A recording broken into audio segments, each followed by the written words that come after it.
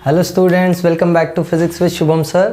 आज हम लोग थर्मल प्रॉपर्टीज़ चैप्टर में थर्ड लेक्चर लेके आ गए हैं। इसके पहले 2 लेक्चर्स अपलोड हुए हैं जिसमें हम लोग ने टेम्परेचर और हीट के बारे में डिटेल में डिस्कशन किया और थर्मल एक्सपांशन पूरा कवर किया है। तो हीट टेम्परेचर एक लेक्चर में किया और थर्मल एक्सपांशन पिछले लेक्चर में किया है। ठीक है, आज हम लोग एक नया टॉपिक चालू करने जा रहे हैं चैप्टर में, विच इज़ वेरी इंपॉर्टेंट, जो बहुत बच्चों को परेशान भी करता है। परेशान मतलब वो टॉपिक होता सिंपल है, बस यही है कि तुमने स्कूल लेवल से समझा नहीं होता है तो तुमको कंफ्यूजिंग लगने लगता है टॉपिक। और टॉपिक का नाम है स्पेसिफिक हीट कैपेसिटी। ठीक है, हम लोग क्या क्या पढ़ेंगे मैं तुमको बता देता हूँ। स्पेसिफिक हीट कैपेसिटी तो पढ़ना है, उसके बाद हमको पढ़ना है हीट इक्वेशन और उसके बाद हमको पढ़ना है हीट कैपेसिटी। ठीक है, तो ये 3 चीज़ें आज हम लोग ये लेक्चर में कवर करने का ट्राई करेंगे। Specific heat capacity, heat equation और हीट कैपेसिटी, या जिसको हम थर्मल कैपेसिटी भी बोलते हैं। ठीक है, देखो स्पेसिफिक हीट कैपेसिटी को समझने के लिए थोड़ा हम लोग एक बेसिक सा एग्जांपल लेके चलते हैं। जैसे सपोज मेरे पास let's say 1 litre of water है, 1 लीटर वाटर लिया मैंने और 1 लीटर दूसरा कोई लिक्विड ले लिया। सपोज जैसे 1 लीटर मैंने पैराफिन ऑयल ले लिया, जो बुक्स में एग्जांपल दिया होता है वाटर और पैराफिन ऑयल का, या तुम कोई भी लिक्विड ले सकते हो। जैसे एग्जांपल के लिए तुम सपोज एक मेटल का स्फीयर ले लो। सपोज तुमने कॉपर का स्फीयर लिया और तुमने आयन का स्फीयर लिया। तो जब तुम ऑब्जर्व करोगे कि सपोज जैसे तुमने कॉपर का स्फीयर लिया, ये कॉपर का स्फीयर और ये आयन का स्फीयर, या चलो मैं अलग अलग कलर से बनाता हूँ। ठीक है, ये तुम्हारा कॉपर का स्फीयर हो गया, this is copper and this is your ion.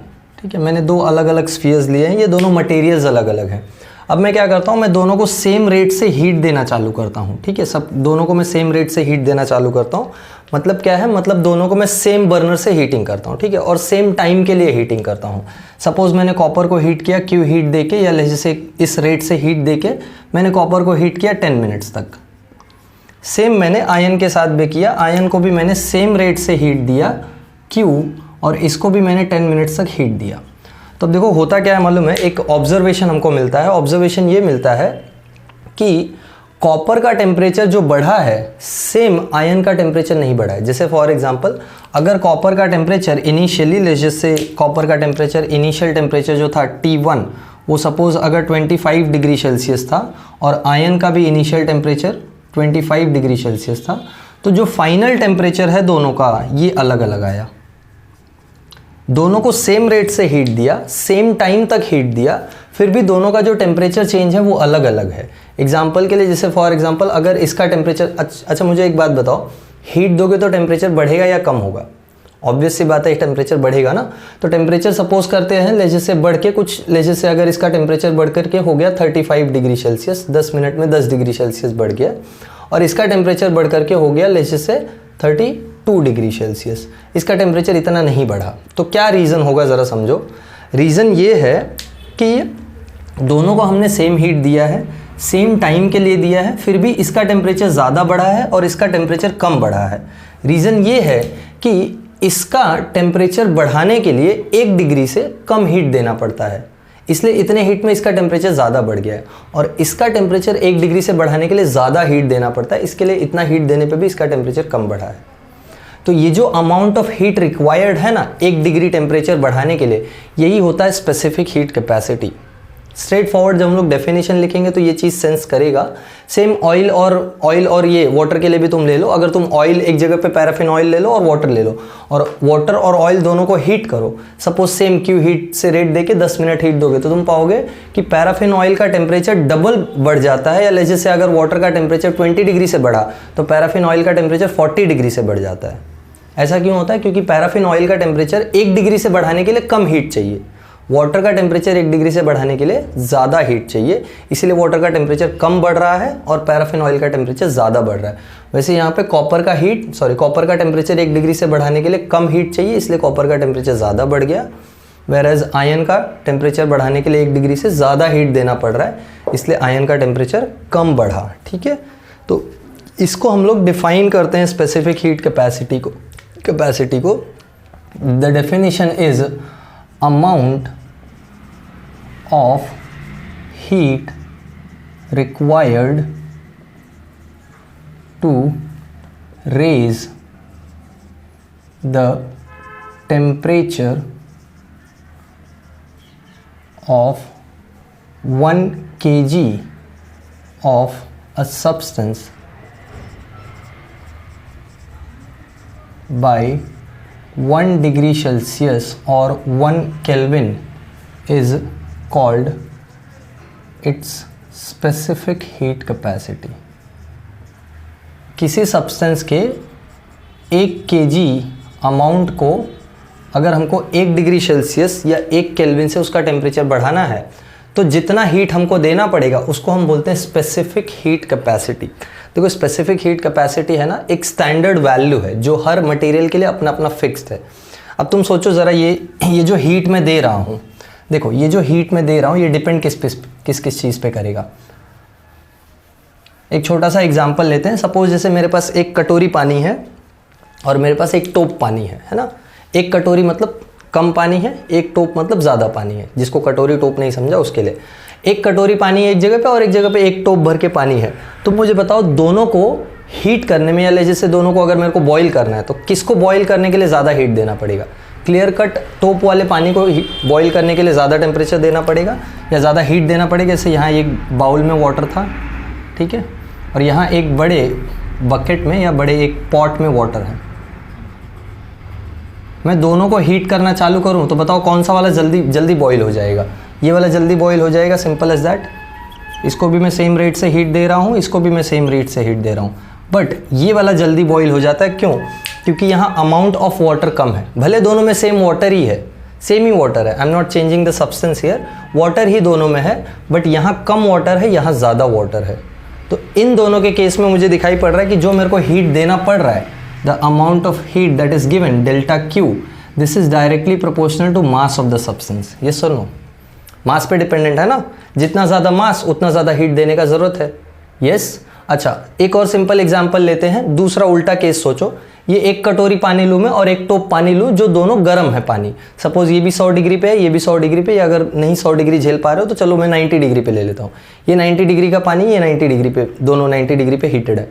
दोनों को मैंने ठंडा होने के लिए रखा। बताओ कौन सा जल्दी ठंडा हो जाएगा? ये वाला पानी जल्दी ठंडा हो जाएगा। समझा?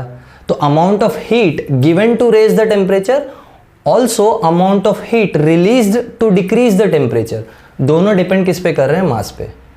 मतलब हीट देना है टेम्परेचर बढ़ाने के लिए, वो भी मास पे डिपेंडेंट है। हीट निकालना है टेम्परेचर कम करने के लिए, वो भी मास पे डिपेंडेंट है। तो specific heat capacity one way कभी नहीं डिफाइन होता है, दोनों वेज में डिफाइन होता है। जैसे हमने डिफाइन किया ना, amount of heat required to raise the temperature of 1 kg, वैसे ही amount of heat released to decrease the temperature of 1 kg by 1 degree Celsius और 1 kelvin is also specific heat capacity. तो दोनों तरीके से डिफाइन होता है। यहीं से हीट इक्वेशन हम लोग देखेंगे। तो ये मास पे डिपेंडेंट है। दूसरा चीज़, अब सपोज कर लो मेरे पास ये एक ही यही वाला पानी है। सपोज जैसे ये टोप वाला पानी अभी नहीं, मेरे पास एक ही वाटर है, यानी मास मैंने फिक्स रख दिया है।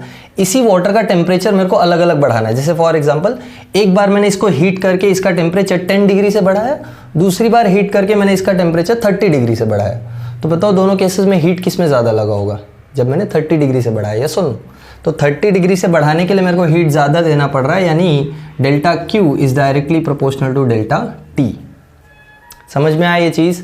मास पे तो डिपेंडेंट है ही, जो हीट देना पड़ रहा है या जो हीट निकालना पड़ रहा है। Same way change in temperature पे भी डिपेंडेंट है, जो हीट देना पड़ रहा है, जो हीट निकालना पड़ रहा है। तो यहाँ से जब हम लोग प्रोपोर्शनैलिटी कंबाइन करेंगे तो हमको मिलेगा directly proportional to m delta T, and therefore delta Q is equals to S m delta T। ये जो S है ना, ये कांस्टेंट है और इसी को हम बोल रहे हैं स्पेसिफिक हीट कैपेसिटी। समझा?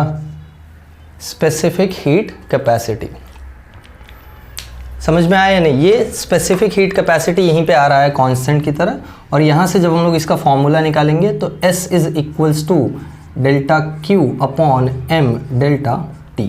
ये स्पेसिफिक हीट कैपेसिटी का फॉर्मूला हो गया। तो amount of heat required per unit mass per unit change in temperature. तो यूनिट मास मतलब 1 kg, unit change in temperature मतलब 1 डिग्री सेल्सियस 1 केल्विन। तो इसीलिए जब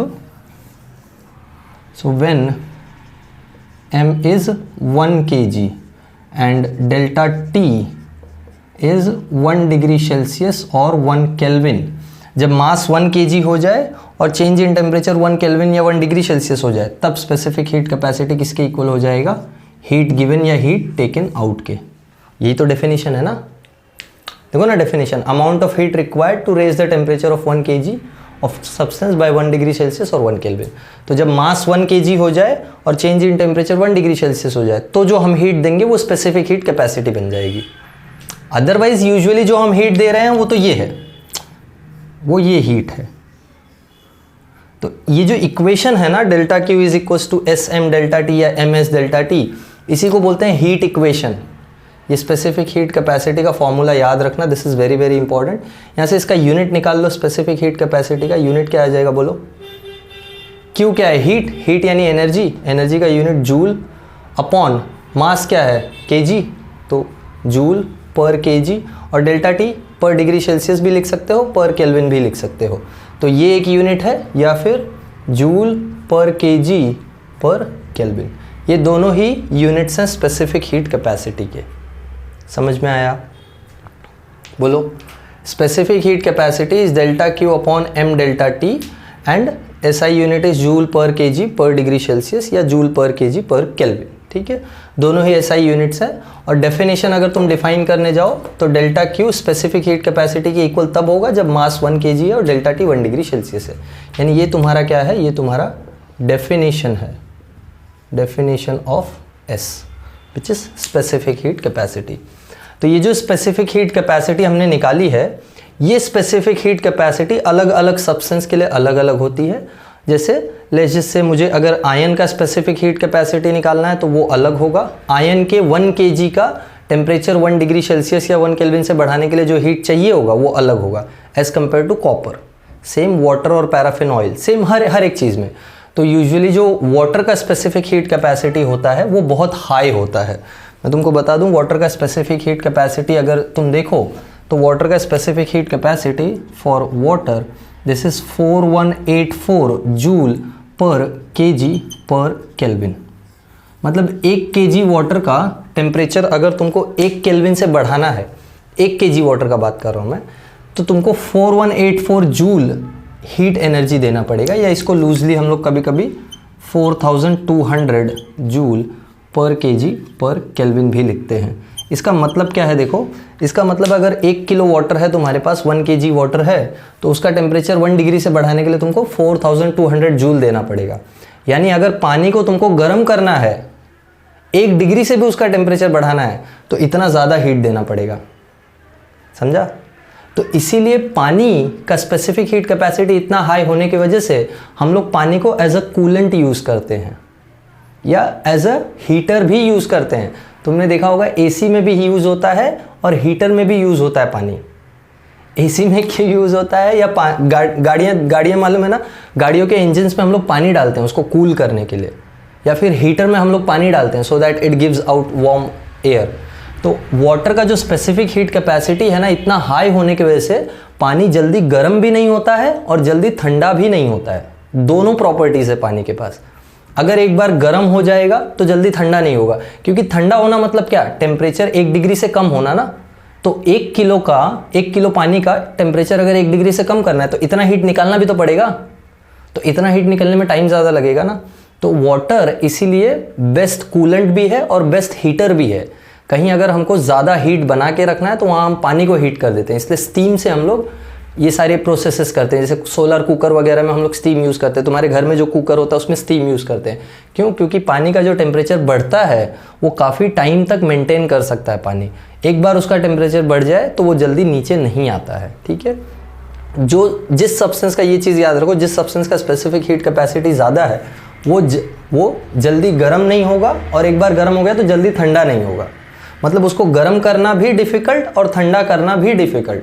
वेयर एज जिसका स्पेसिफिक हीट कैपेसिटी कम है उसको गर्म करना भी ईजी और ठंडा करना भी ईजी। उसको गर्म करना भी इजी और ठंडा करना भी इजी। जैसे सैंड का स्पेसिफिक हीट कैपेसिटी, रेत जो होती है ना उसका स्पेसिफिक हीट कैपेसिटी बहुत कम होता है, इसलिए दिन में जब धूप पड़ती है तो सैंड बहुत ज़्यादा गर्म हो जाती है, क्योंकि थोड़े से ही हीट से उसका टेम्परेचर बढ़ जा रहा है तो वो बहुत ज़्यादा गर्म हो जा रही है। और रात में बहुत ज़्यादा ठंडी भी हो जाती है, क्योंकि थोड़ा भी हीट निकला तो बहुत ज़्यादा ठंडी हो जाएगी वो।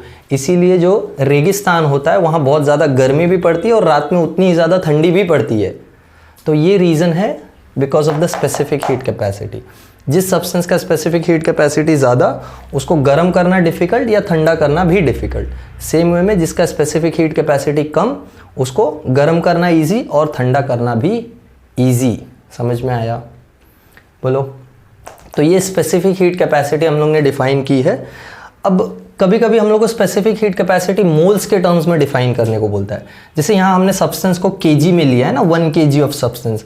कभी कभी बोल दिया 1 मोल ऑफ वाटर या 1 मोल ऑफ आयरन या 1 मोल ऑफ कोई सब्सटेंस है जिसका मेरे को स्पेसिफिक हीट कैपेसिटी चाहिए, तो 1 mole of specific heat capacity को हम बोलते हैं मोलार स्पेसिफिक हीट कैपेसिटी। तो एक नया टर्म डिफाइन कर रहा हूँ मैं यहाँ पे, मोलार स्पेसिफिक हीट कैपेसिटी। इसमें कुछ नया नहीं है, बस मास को केजी की जगह हम मोल्स में लेंगे, तो यहाँ पे मास की जगह हम मोलार मास लेंगे, बस इतना ही डिफरेंस होगा। So therefore specific heat capacity C, ध्यान रखना C molar specific heat capacity का सिंबल है। जैसे S स्पेसिफिक हीट कैपेसिटी का सिंबल है, वैसे C molar specific heat capacity या मोलार हीट कैपेसिटी जैसे भी बोलो, मोलार स्पेसिफिक हीट कैपेसिटी का सिंबल है। और इसका फॉर्मूला है delta Q upon molar mass delta T। जिसको मोलार मास नहीं पता है वो याद रखो, it is the mass of 1 mole of the substance. किसी सब्सटेंस का 1 मोल अगर मैंने लिया, जैसे मैंने वाटर का 1 मोल लिया, तो उसका कितना मास होगा वो यहाँ पे अपने को सब्स्टिट्यूट करना है। So specific heat capacity is delta Q upon molar mass into delta T। इसका डेफिनेशन अगर तुम लिखोगे तो it is the amount of heat required to raise the temperature of 1 mole of a substance by 1 degree Celsius और 1 kelvin. कुछ नया definition में नहीं है, कुछ अलग चीज़ नहीं है, बस 1 kg की जगह हम लोग 1 मोल ऑफ सब्सटेंस का बात करेंगे।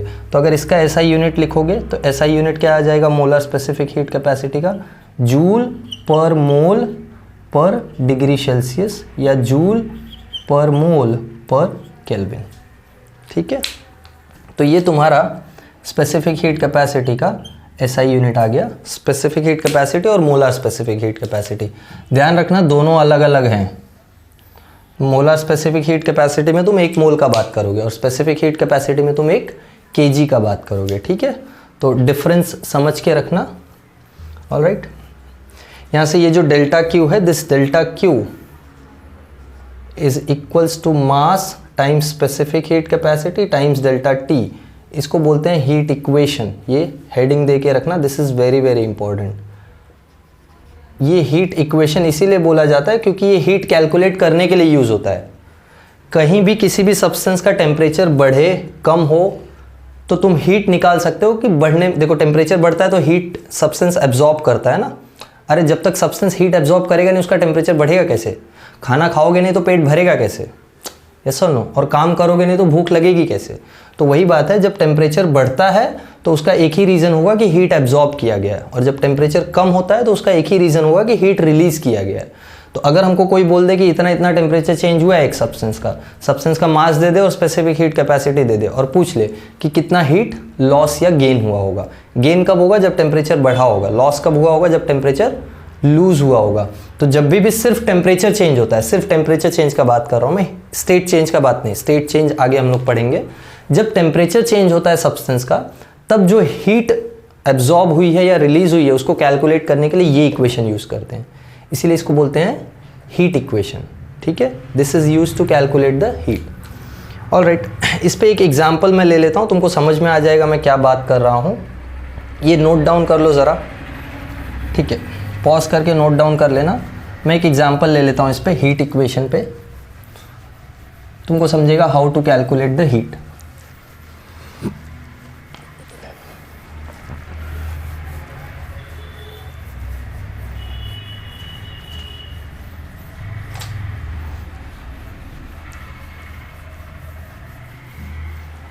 आई होप सबको स्पेसिफिक हीट कैपेसिटी समझ में आया है और हीट इक्वेशन समझ में आया है। ठीक है, देखो जैसे मैं एक एग्जाम्पल मैं तुम्हारे बुक से उठा रहा हूँ। ये स्टेट बोर्ड की बुक है, सबको मालूम है ये स्टेट बोर्ड के बच्चे जो हैं 11th की वो बुक है। देखो एक एग्जाम्पल दिया है 7.13, if temperature of 4 kg of mass, यानी मास दे दिया है 4 kg, this is example, mass दे दिया है 4 kg। If temperature of 4 kg of mass of a material of specific heat capacity, उसका स्पेसिफिक हीट कैपेसिटी दिया है 300 joule per kg per degree celsius, rises from 20 degree celsius to 30 degree celsius, find the heat received. Clearly दिखाई पड़ रहा है कि temperature कहाँ से कहाँ जा रहा है। T1 is 20 degree Celsius and T2 is 30 degree Celsius, यानी टेम्परेचर बढ़ा है ना, कितने डिग्री सेल्सियस से बढ़ा है, 10 डिग्री सेल्सियस से बढ़ा है। तो यहाँ पे हीट क्या हुई है, एब्जॉर्ब हुई है, तो हमको कैलकुलेट करना है। कैलकुलेट कर सकते हो, फॉर्मूला क्या है, heat equation MS delta T। M क्या है, मास कितना है 4 kg, S specific heat capacity कितना है 300, delta T change in temperature 10, multiply करके निकाल तो सकते ही हो। अरे 3 4 12, 0 लगा दो, 1 2 3, 12,000 joule. So this is the amount of heat that is absorbed. अब तुम रैंडम कोई भी एक एग्जाम्पल उठा के कर सकते हो। जैसे सपोज यहीं पे टेम्परेचर डिक्रीज हुआ होता तो तुमको बोल देता कैलकुलेट करने को। मैं एक रैंडम एग्जाम्पल ले लेता हूँ। अगर तुमको बोल देता कि टेम्परेचर फॉल हो गया, जैसे से टेम्परेचर पहले था 50 डिग्री सेल्सियस और अब टेम्परेचर हो गया है 10 डिग्री सेल्सियस, यानी चेंज इन टेम्परेचर कितने का आया है 40 डिग्री सेल्सियस का। तो चेंज इन टेम्परेचर 40 का है, मास और स्पेसिफिक हीट कैपेसिटी उतना ही है। चलो मास 4 kg है और स्पेसिफिक हीट कैपेसिटी उतना ही है 300, ये सब वैसा ही है। तो तुमको कैलकुलेट करने को बोला, बताओ कितना हीट लॉस हुआ है। यहाँ पे हीट लॉस होगा ना, हाँ या ना, अरे क्योंकि टेम्परेचर गिर रहा है। तो डेल्टा क्यू का formula MS delta T, substitute करो। M कितना है, M है 4 kg, S कितना है 300, डेल्टा T इस बार कितना है 40। तो यही डिफरेंस है, कर लो सॉल्व। 4 4 16, 16 3 48, तो ये कितना आ जाएगा 48 इंटू 1 2 3 3 जीरोस, सो 48,000 जूल्स। समझा? तो ऐसे कुछ भी तुमको देके कुछ भी पूछ सकता है। जैसे तुमको बोल दिया होता कि 48,000 जूल हीट रिलीज हुआ है, बताओ स्पेसिफिक हीट कैपेसिटी कितना है। तो वहाँ से स्पेसिफिक हीट कैपेसिटी हो जाती है delta Q upon MS M delta T। Delta Q दिया हुआ होता, मास दिया हुआ है, टेम्परेचर चेंज दिया हुआ है, स्पेसिफिक हीट कैपेसिटी कैलकुलेट कर लो। तो ये हीट इक्वेशन से तुमको बहुत सारी चीज़ें निकालने को बोल सकता है। स्पेसिफिक हीट कैपेसिटी निकाल सकते हो इसका यूज़ करके, तुम मास निकाल सकते हो, तुम चेंज इन टेम्परेचर निकाल सकते हो, कुछ भी निकालने को पूछ सकता है। तो वहाँ ये मत अटक मत जाओ कि तुमको दे दिया चलो इतना हीट रिलीज हुआ है और इतना मास है, इतना स्पेसिफिक हीट कैपेसिटी, बताओ कितना टेम्परेचर चेंज हुआ। तो वहाँ अटक मत जाओगे, ये सब चीज़ तो पढ़ाया ही नहीं है हमको। अरे यही है वो सब चीज़, कुछ नया नहीं है। Delta T will be delta Q upon MS, ठीक है। तो इतना सिंपल सा चेंज होके तुमको आंसर मिल जाएगा, बाकी तुम समझदार हो। चलो रफ कर दूँ ये, ऑलराइट। अब हम लोग बात करेंगे specific heat capacity of gases. Gases special category में आते हैं। ये जो हमने स्पेसिफिक हीट कैपेसिटी का बात किया ना अब तक, ये सारे सॉलिड्स और लिक्विड्स के लिए ट्रू हैं, गैसेस के लिए ये चीज़ ट्रू नहीं है। गैसेस के लिए प्रॉब्लम क्या होता है, गैसेस के लिए प्रॉब्लम ये होता है कि जब हम उनको हीट करते हैं या जब उनका टेम्परेचर थोड़ा भी चेंज होता है तो टेम्परेचर चेंज होने से उनके प्रेशर और वॉल्यूम में बहुत ड्रास्टिक चेंज आता है। उनके प्रेशर और वॉल्यूम में बहुत ज़्यादा ड्रास्टिक चेंज आता है। जैसे किसी भी गैस को हम हीट करें तो गैस बहुत जल्दी एक्सपांड होती है और उसका प्रेशर बहुत जल्दी डिक्रीज़ हो जाता है। तो ये रीज़न की वजह से गैस का स्पेसिफिक हीट कैपेसिटी हम अलग तरीके से डिफाइन करते हैं। एक बार जब हम गैस को कांस्टेंट प्रेशर पे रख के हीट करते हैं तब अलग वर्क होता है या तब अलग हीट रिक्वायर्ड होता है, और जब हम गैस को कांस्टेंट वॉल्यूम पे रख के हीट करते हैं तब अलग रिक्वायरमेंट होता है हीट का। जैसे तुमको बोला जाए कि एक कंटेनर है जिसमें प्रेशर मेंटेन करना है, एक जैसे 1 एटमॉस्फेरिक प्रेशर मेंटेन करके हमको गैस को एक्सपांड कराना है, तो उस केस में जो अमाउंट ऑफ हीट रिक्वायर्ड होगा गैस का टेम्परेचर बढ़ाने के लिए वो अलग होगा, और एक केस में जहाँ पे तुमको वॉल्यूम फिक्स रखना है, जैसे प्रेशर कुकर में गैस का वॉल्यूम नहीं बढ़ सकता है, गैस का खाली प्रेशर बढ़ता है। तो गैस का वॉल्यूम ना बढ़े और फिर तुमको उसका टेम्परेचर 1 डिग्री से बढ़ाना हो तो अलग हीट लगेगा, ठीक है। तो amount of heat required to raise the temperature by 1 degree celsius, यहाँ पे भी स्पेसिफिक हीट कैपेसिटी ही डिफाइन होगी, बस फर्क इतना है कि कांस्टेंट वॉल्यूम और कांस्टेंट प्रेशर दो जगह पे डिफाइन होगी। समझ में आई बात? कांस्टेंट वॉल्यूम कांस्टेंट प्रेशर दो अलग अलग केसेस में डिफाइन होगा, ठीक है। So we are going to talk about specific heat capacity of gases, ठीक है। जो हीट इक्वेशन है ना थोड़ा सा चेंज हो जाता है, हम लोग देखेंगे। Specific heat capacity of gases, अभी जैसे कोई गैस है, दो स्पेसिफिक हीट कैपेसिटीज डिफाइन होंगी। एक हो जाएगा specific heat capacity at constant volume, जिसको हम सिंबल देंगे SV, ठीक है। स्पेसिफिक हीट कैपेसिटी के लिए S और कांस्टेंट वॉल्यूम के लिए V। और दूसरा है specific heat capacity at constant pressure, ठीक है। इसको बोलेंगे SP। इनको प्रिंसिपल स्पेसिफिक हीट कैपेसिटी भी बोलते हैं, but we are not going there, will just call it specific heat capacity. Specific heat capacity ही बोलेंगे। इसका डेफिनेशन क्या हो जाएगा? Amount of heat required to raise the temperature of 1 kg of a gas by 1 degree Celsius or 1 Kelvin at constant volume। जब gas का volume हमने constant रखा हुआ है तब उसका टेम्परेचर हमको 1 डिग्री से बढ़ाना है। कितने गैस का? 1 kg ऑफ गैस का। तो जो स्पेसिफिक हीट कैपेसिटी होगी वो हो जाएगी specific heat capacity at constant volume. Similarly amount of heat required to raise the temperature, देखो कुछ अलग नहीं हुआ है डेफिनेशन, बस फर्क इतना आ गया है कि गैसेस को अलग तरीके से हम ट्रीट कर रहे हैं। स्पेसिफिक हीट कैपेसिटी का डेफिनेशन अभी भी वही है, बस ये है कि एक बार कांस्टेंट वॉल्यूम और एक बार कांस्टेंट प्रेशर पे डिफाइन होगा। To raise the temperature of 1 kg of a gas by what 1 degree Celsius और 1 केल्विन एट कांस्टेंट प्रेशर, ठीक है। इसको हम बोलते हैं SP और इसको हम बोलते हैं SV। यूजुअली ये वाला जो अमाउंट है, ये जो हीट है, ये ज़्यादा होता है और ये वाला जो होता है ये कम होता है। क्यों ये ज़्यादा और ये कम होता है? जब हम कांस्टेंट प्रेशर पे रखते हैं तो गैस को एक्सपांड होना अलाउड है। वॉल्यूम चेंज हो सकता है ना, प्रेशर नहीं चेंज होना चाहिए, वॉल्यूम चेंज हो सकता है। तो जब गैस का वॉल्यूम चेंज होता है तो गैस एक्सपांड होता है, और जब भी गैस एक्सपांड होता है तो गैस वर्क करता है सराउंडिंग पे। ये थर्मोडाइनमिक्स का पार्ट है, इसीलिए मैंने तुमको स्टार्ट ऑफ द चैप्टर, जब ये चैप्टर मैंने स्टार्ट किया था तभी बोला था तुम्हारा यहाँ से थर्मोडाइनमिक्स का बेसिस बन रहा है। थर्मोडाइनमिक्स बहुत बड़ा ब्रांच है फिजिक्स का, तो यहाँ से तुम्हारा बेसिक्स चालू हो जाता है थर्मोडाइनमिक्स का। तो थोड़ा ध्यान से समझने का ट्राई करना ये कॉन्सेप्ट्स, ये जो स्पेसिफिक हीट कैपेसिटी के कॉन्सेप्ट्स है ना, बहुत इंपॉर्टेंट है, क्योंकि थर्मोडाइनमिक्स पूरा गैसेस से रिलेटेड है और गैसेस का स्पेसिफिक हीट कैपेसिटी यहाँ से चालू हो रहा है, ठीक है। तो देखो जब भी कोई गैस एक्सपांड होता है ना, तो वो सिस्टम के ऊपर वो सराउंडिंग के ऊपर वर्क कर रहा होता है, क्योंकि सराउंडिंग उसको एक्सपांड नहीं होने देना चाहता है ना। देखो सराउंडिंग एटमॉस्फेरिक प्रेशर लगाता है, राइट, हर चीज़ पे। तुम किसी बलून को फुलाना चाहो तो बलून पड़ा हुआ है, तुम उसको बोलो भाई फुल जाओ, वो फुल जाएगा क्या? आपने नहीं, तुमको वर्क करना पड़ता है। तुम उसमें फूंकते हो, तुम उसमें ज़ोर से फूंकते हो, दम लगा के फूंकते हो, तब जाके वो एक्सपांड होता है। क्यों? क्योंकि सराउंडिंग उसको एक्सपांड नहीं होने देना चाहता है।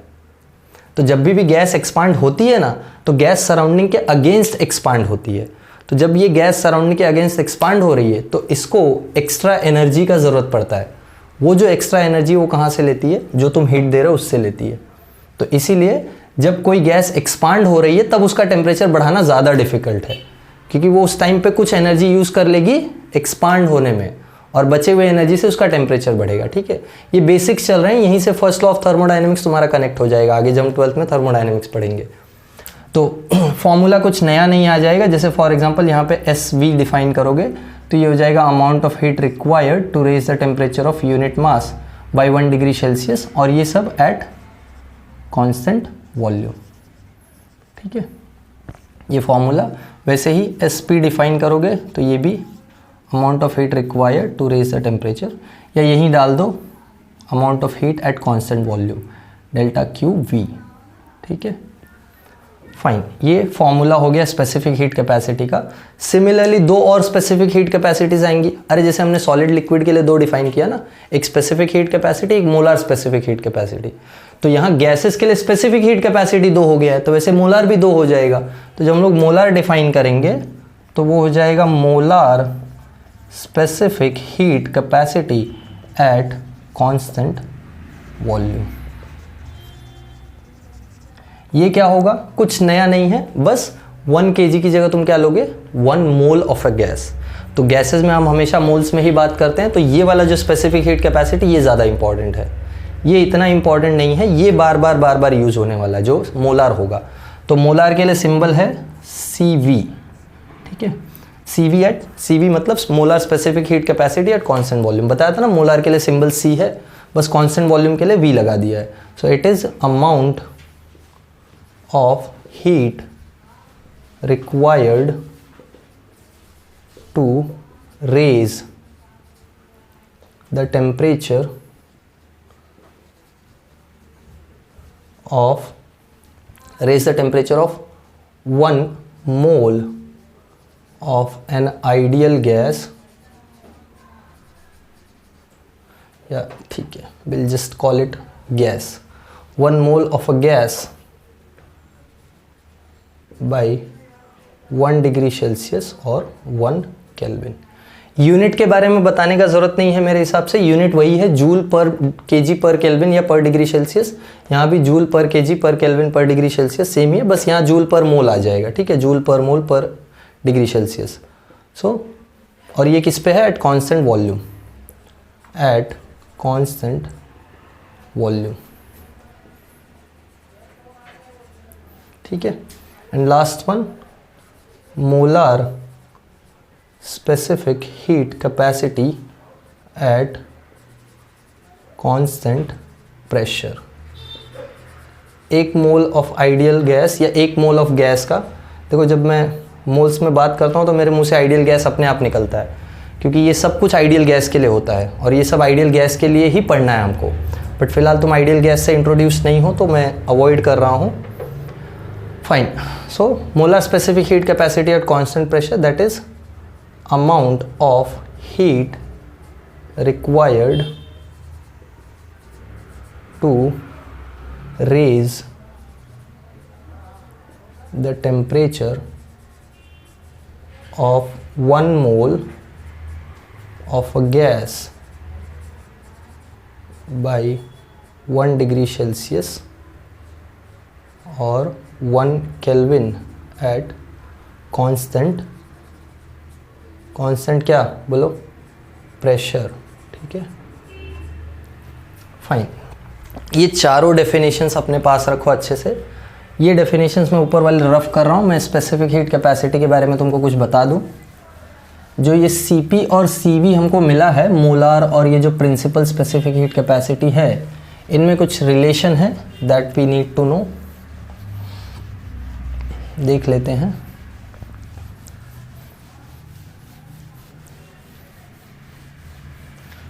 देखो, relation between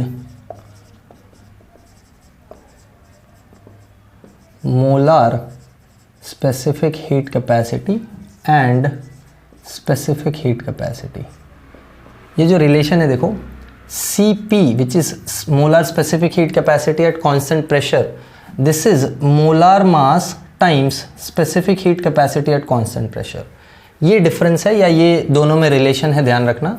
similarly molar specific heat capacity at constant volume, this is molar mass times specific heat capacity at constant volume. ये रिलेशन है मोलार और नॉर्मल स्पेसिफिक हीट कैपेसिटी में, ठीक है। ये रिलेशन याद रखना, गैसेस के लिए ट्रू होता है और बहुत इंपॉर्टेंट रिलेशन है। और ये जो Cp और Cv है, इन दोनों में जो डिफरेंस होता है, हम लोग बोल रहे हैं ना Cp ज़्यादा होता है और Cp कम होता है, ये याद रखना, Cp is greater than Cv। और इनमें जो डिफरेंस होता है Cp minus Cv, this is fixed for a gas.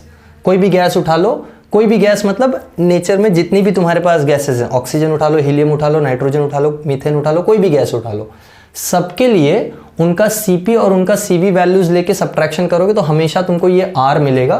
This R is universal gas constant.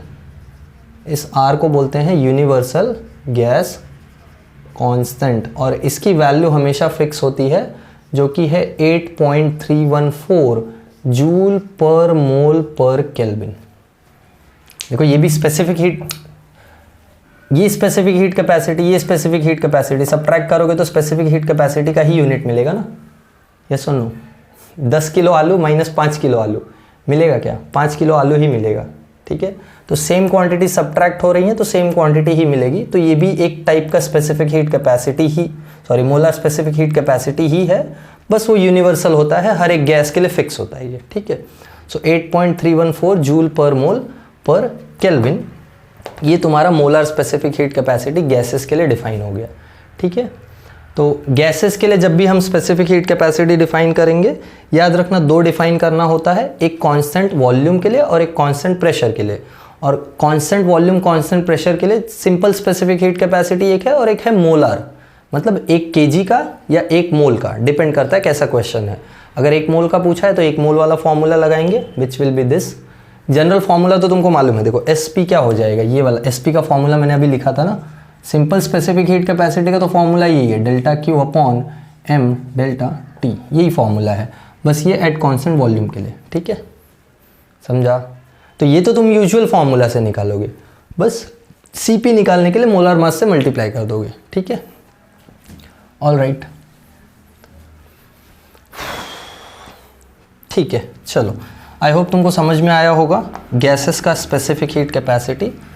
एक और चीज़ बता देता हूँ तुमको मैं आज के लेक्चर में, दैट इज़ हीट कैपेसिटी। कैसे डिफरेंट है heat capacity molar specific heat capacity से, विल जस्ट सी दैट।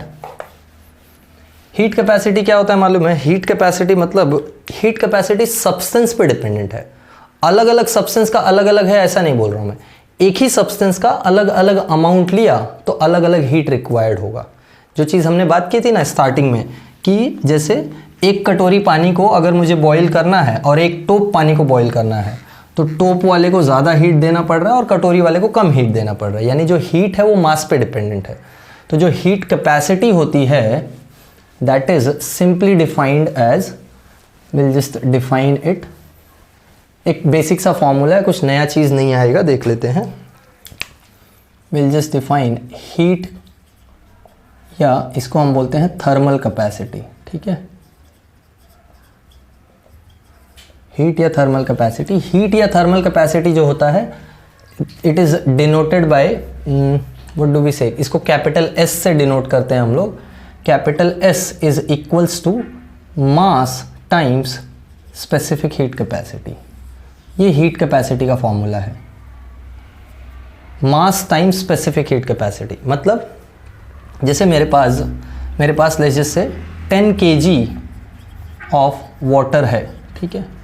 मेरे को 10 kg ऑफ वाटर का टेम्परेचर 1 डिग्री से बढ़ाने के लिए जो हीट चाहिए होगा ना, वो होगा heat capacity. 10 kg of water, जितना मेरे को मास दिया है उसका मेरे को टेम्परेचर 1 डिग्री से बढ़ाना है, तो जो हीट रिक्वायर्ड होगा वो होगा हीट कैपेसिटी। और 1 kg ऑफ वाटर यानी यूनिट मास का अगर मेरे को टेम्परेचर 1 डिग्री से बढ़ाना है, तब जो हीट रिक्वायर्ड होगा वो होगा स्पेसिफिक हीट कैपेसिटी। यानी specific heat capacity unitary value है। जैसे ये एक मार्कर का प्राइस है 30 रुपीज़, एक मार्कर का प्राइस है 30 रुपीज़। तो अगर मेरे पास 10 मार्कर्स, मुझे 10 मार्कर्स खरीदने, मुझे 10 मार्कर खरीदने हैं, तो 10 मार्कर का प्राइस क्या हो जाएगा? 10 इंटू 1 मार्कर का प्राइस। वैसे ही 1 kg वाटर का हीट टेम्परेचर 1 डिग्री से बढ़ाने के लिए जो हीट चाहिए वो S है। तो मुझे m kg का टेम्परेचर 1 डिग्री से बढ़ाना है, तो हीट कैपेसिटी क्या हो जाएगी? m times 1 kg। एक मार्कर का प्राइस 30 रुपीज़, 10 मार्कर लेने हैं तो टोटल प्राइस 10 इंटू 1 मार्कर का प्राइस, यानी 10 इंटू 30। ओके, तो डेफिनेशन क्या हो जाएगा, amount of heat required to raise the temperature of the given substance. ध्यान रखना यहाँ हम 1 kg नहीं ले रहे हैं या 1 मोल नहीं ले रहे हैं, नहीं, डायरेक्टली जितना भी तुमको दिया हुआ है, 10 किलो दिया हुआ है, 50 किलो दिया हुआ है, 100 किलो दिया है, it doesn't matter. So given substance by 1 degree Celsius और 1 केल्विन। ठीक है, यहाँ से फॉर्मूला निकालोगे स्पेसिफिक हीट कैपेसिटी का, तो हीट कैपेसिटी हो जाएगा m time specific heat capacity. क्या था, स्पेसिफिक हीट कैपेसिटी था delta Q upon m delta T। बोलो, m से m कट गया तो heat capacity is Q upon delta T, या डेल्टा Q लिया था ना हमने, delta Q upon delta T। ये है हीट कैपेसिटी का फॉर्मूला, समझा। तो कोई सब्सटेंस का अगर यूनिट वैल्यू ना देके कुछ भी रैंडम वैल्यू दिया है, 10 किलो दिया, 50 किलो दिया, जो भी दिया, जैसे एग्जांपल के लिए यूज़ कर लेते हैं। सपोज़ मुझे पता है कि वाटर का जो स्पेसिफिक हीट कैपेसिटी है वो है 4184, या सिंपल नंबर ले लेते हैं 4200 joule per kg per degree Celsius. ये है मेरे पास, ठीक है। मुझे क्या बोला है, मुझे बोला है, एक एग्जांपल ले लेते हैं, मुझे बोला है कि वाटर का जो मास है वो 15 kg है, 15 किलो वाटर का मास। मेरे को 15 किलो वाटर का टेम्परेचर जो है वो बढ़ाना है। So T1 is equals to, let's say 20 degree Celsius से मेरे को टेम्परेचर करना है 40 डिग्री सेल्सियस। ठीक है, ये मेरे को करना है। तो मुझे पूछा है कितना हीट रिक्वायर्ड होगा, समझा। बोलो हाँ या ना, यस और नो, समझ में आया। ठीक है, इतना मेरे को दिया है, मास दिया है, टेम्परेचर चेंज करने को बोला है, या ठीक है, ये तो हीट इक्वेशन जैसा ही क्वेश्चन हो जाएगा। सॉल्व करके देख लेते हैं, चलो सॉल्व करो। What is the formula, delta Q is equals to M S delta T। m कितना है 15 किलो या 15 kg, s कितना है 4200 इंटू डेल्टा T कितना है 20। तो यहाँ से कितना आ जाएगा बोलो, 15 2 ज़र 30, 42 3 ज़र कितना होगा 120, 126, यानी ये हो जाएगा 126, कितने ज़ीरोज़, 30 का एक ज़ीरो यानी 2 2 4 joules of heat is required, समझा। तो ये हीट कैपेसिटी का फॉर्मूला, ये हीट इक्वेशन हम लोग यूज़ कर सकते हैं for the heat capacity part. ठीक है, तो ऐसे कोई भी क्वेश्चन तुमको दे सकता है रिगार्डिंग द हीट कैलकुलेट करने के लिए दे सकता है, हीट दे के स्पेसिफिक हीट कैपेसिटी कैलकुलेट करने को बोल सकता है, या कुछ भी, कोई भी चीज़ दे के कुछ भी तुमको पूछ सकता है। So this is how you can use in simple words. देखो तुम्हारा ये जो हीट इक्वेशन है यही घूम फिर के यहाँ आ गया है। एस की जगह तुम क्या सब्स्टिट्यूट कर दोगे, m इंटू एस, तो फिर से m into S delta T आ गया ना, तो फिर से हीट इक्वेशन ही बन जाएगा। तो ये बस एक नया कॉन्सेप्ट इसीलिए होता है बिकॉज वी हैव, हमेशा अपने पास 1 kg मास तो नहीं रहेगा ना, या 1 मोल नहीं रहेगा, तो कुछ भी मास रैंडम दिया हो तो ये इक्वेशन अपने को काम आता है। ठीक है, समझा। ऑलराइट, चलो, so will stop the lecture here. ये हीट कैपेसिटी के बारे में सब कुछ था, specific heat capacity, molar specific heat capacity, solids, liquids और गैसेस का हीट कैपेसिटी, फिर हमने लास्ट में देखा थर्मल कैपेसिटी या हीट कैपेसिटी। तो इतनी चीज़ें हम लोग को समझ में आई हैं। अब इसके बाद जो टॉपिक करेंगे उसमें हम देखेंगे, ये देखो, ये सब टेम्परेचर चेंज होने पे हीट कितना आता है वो निकालना था हमको। अब हमको देखना है जब स्टेट चेंज होगा तब कितना हीट आता है या तब कितना हीट जाता है। ऐसा तो नहीं है ना कि पानी को गर्म कर रहे हो तुम, है ना, सपोज़ पानी को तुम गर्म कर रहे हो और पानी उबल रहा है, पानी को अब गैस में कन्वर्ट हो रहा है, तो पानी बोल देता है तुमको नहीं भाई बंद कर दो, अब मैं कन्वर्ट हो जाऊँगा खुद से। नहीं, उसको तुमको और हीट करते रहना पड़ता है, तब जाके वो कन्वर्ट होता है। तो इसके बाद हम लोग melting point, boiling point, latent heat, ये सारे कॉन्सेप्ट्स कवर करेंगे। तो आई होप तुमको आज के लेक्चर में जो भी किया है सब समझ में आया है डिटेल में। कुछ नहीं समझ में आया तो मुझे बताओ कमेंट्स में, आई विल सॉल्व इट। तो I will see you all in next video. Bye everyone, have a good day.